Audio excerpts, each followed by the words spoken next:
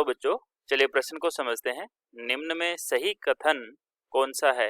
विकल्प है सभी अयस्क खनिज होते हैं, बी है सभी खनिज अयस्क होते हैं, सी है कोई भी खनिज अयस्क नहीं होता, डी है कोई भी अयस्क खनिज नहीं होता। हमारे पास जो विकल्प दे रखे हैं उनकी मुख्य अवधारणा देख लेते हैं। मुख्य अवधारणा, हमें धातु क्रम जब करते हैं, खनिजों का धातु क्रम या धातु निष्कर्षण करते हैं, तो हमें पता होना चाहिए कि कौन सी धातु कहाँ से प्राप्त हो रही है, यानी कि खनिजों की पहचान होनी चाहिए। खनिजों की पहचान होनी चाहिए।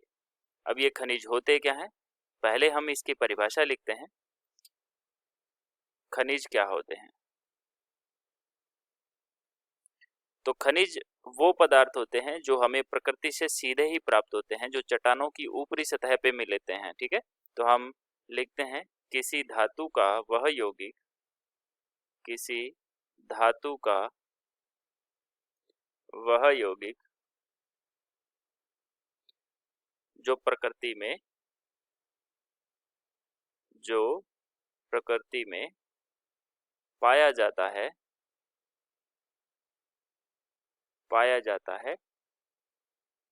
खनिज कहलाता है।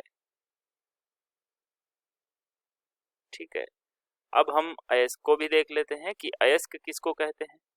अयस्क कहते हैं कि किसी खनिज से व्यापारिक रूप से किसी धातु को निकालते हैं बेचने के लिए, व्यापारिक रूप से बेचने के लिए किसी धातु को निकाला जाता है, तो उसे हम क्या कहते हैं? अयस्क कहते हैं।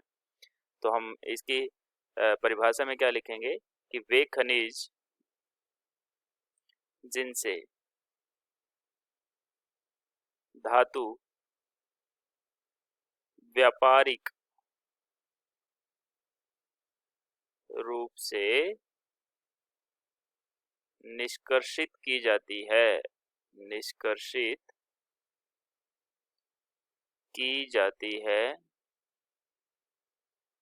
क्या कहलाते हैं? अयस्क कहलाते हैं। अब देखिए कि खनिज जो होते हैं, सारे के सारे खनिज जो होते हैं, सभी खनिज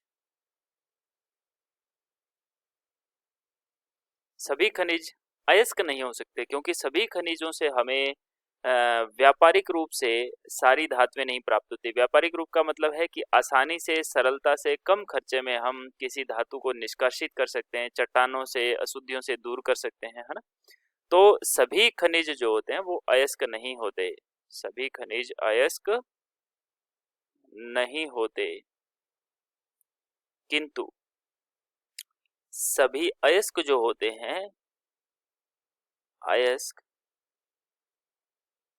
सभी अयस्क खनिज होते हैं।